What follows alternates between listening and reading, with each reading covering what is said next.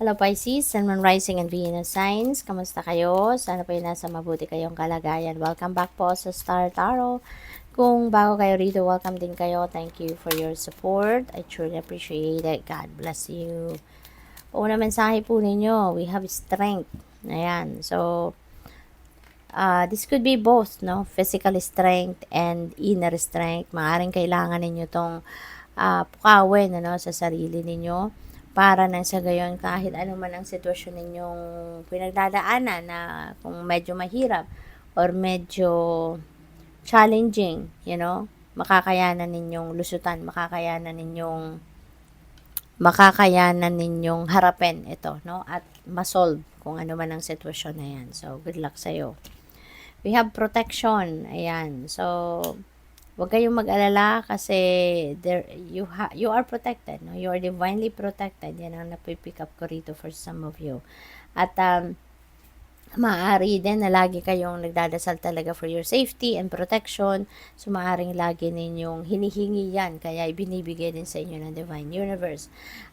Meron din ako napipick up na maaaring kailangan ninyo ng protektahan ng inyong sarili mismo, no? Aside from for praying and asking for help, no? From the divine and the rest of your spirit team to protect you and keep you safe, you also need to do it yourself, no? You also need to think on how you're going to protect and make yourself safe, diba? Dito sa physical realm. We have journey, may travel kayo, no? So, pwedeng physical travel ito. Kaya kailangan ninyo na mag-ingat, protektahan ninyo yung sarili. Ang dami ng mambubudol out there, no? Kaya kailangan, aware kayo, no? Sa lahat ng ginagawa ninyo. So, yan, may travel siguro kayo, physical travel, or pwede rin naman na merong mental travel lang, no? Ito, not necessarily na babiyahe kayo talaga.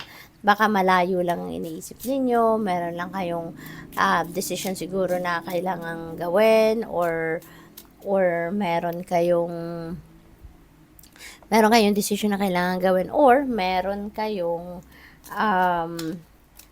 intentions that you are trying to set, then pinag-iisipan ninyo kung ano yung mga new intentions ninyo, so pwedeng ganon. We have occupation. Ayan, Pisces.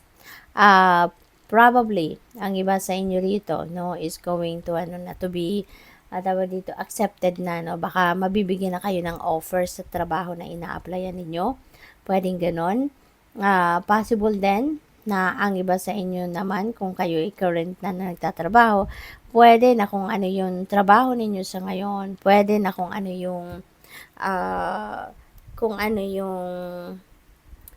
tawag dito, yung occupation ninyo sa ngayon. Maaring yan talaga ang pwedeng dream talaga ninyo yan, no? Maaring you are already working your dream, or pwede rin na ini-enjoy nyo talaga kung ano man yung trabaho ninyo, kung ano yung career na pinili ninyo.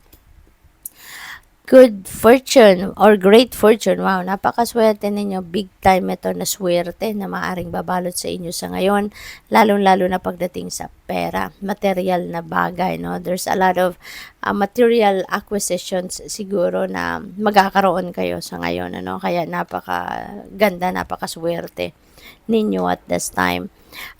It is also possible na ang iba sa inyo rito is siswertehin din sa, kunyari, paghahanap ng trabaho, siswertehin kayo sa trabaho, may promotion, maaaring ganun. Or pwede rin, siswertehin kayo sa pag-a-apply abroad, no? O kung ang iba sa inyo ganun ang sitwasyon, or baka may mga pinoproseso kayong papeles, so maaaring siswertehin kayo dyan. So, yung fortune na to could be in anything, could be in any area of life. Pero, malaki yung scope, no, ng swerte na ito. Yun ang napipick up ko dyan. Kaya, good luck sa'yo. Family room. Maaring merong pag-uusapan, no? Baka magmi-meeting ang pamilya ninyo. Mayroon kayong importanteng i-discuss siguro dito, no? Pwedeng plano, pwedeng big decision ang kailangan pag-usapan dito ng pamilya. Baka meron kayong kailangan pag-desisyonan. Pwede rin ganoon, kaya napakahalaga ng mga pag-uusap na to na magaganap. So, definitely, merong pagtitipon dito na magaganap.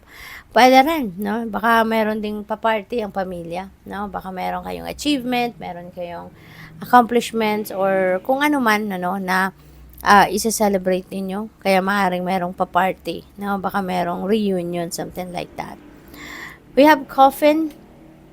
Si coffin energy is of ending and new beginning energy, no? Kaya maaring meron magtatapos dito or meron na kayong tinapos na, tinuldukan na chapter sa buhay ninyo, no? Because coffin is ending, and you're ending something dito, or you have ended something kasi ano na kayo, handa na kayong simula ng bagong chapter sa buhay ninyo. Handa na kayong mag-venture sa isang bagong sitwasyon, bagong trabaho, bagong karera, bagong level na inyong relationship. It could be anything na sisimulan ninyong bago, no? So, what else? We have message of concern.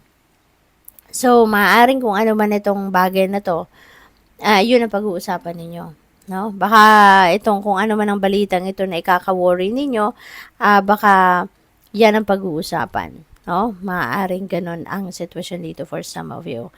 Kanina pa, pumapasok sa isip ko dito na since this is ending, no? And beginning, pwede, no, na yung message of concern na to, yung message na to could be something na